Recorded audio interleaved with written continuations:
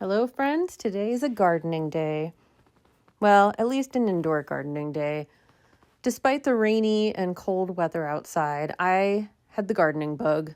And so today I'm going to work on my dahlias that I'm warming up and getting started early indoors. Here I've got them laid out in trays.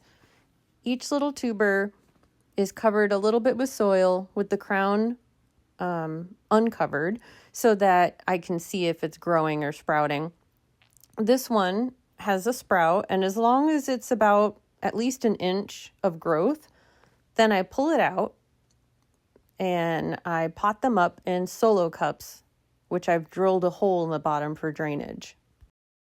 Then I make sure to accurately label each tuber, because at this point it's absolutely impossible to tell one from the other. I had a pretty terrible storage year for some reason, and so I'm hopeful that I will have enough to fill my patch without having to buy too many extras.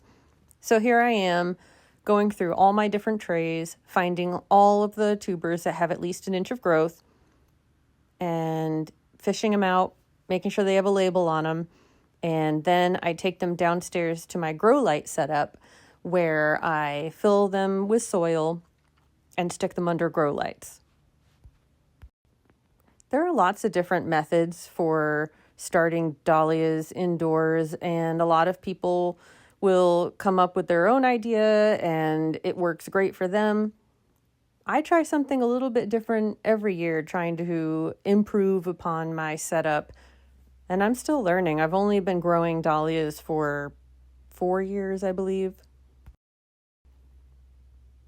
There was a lot of roots on that one. So here's the ones that I potted up today. They're just barely above the soil line. And here's the ones I potted up last week. And so you can see now that they're under the lights, they have grown pretty quickly. And here's the ones from 2 weeks ago. So I hope you enjoyed this video. I can't wait to see these guys in the garden and finally flowering.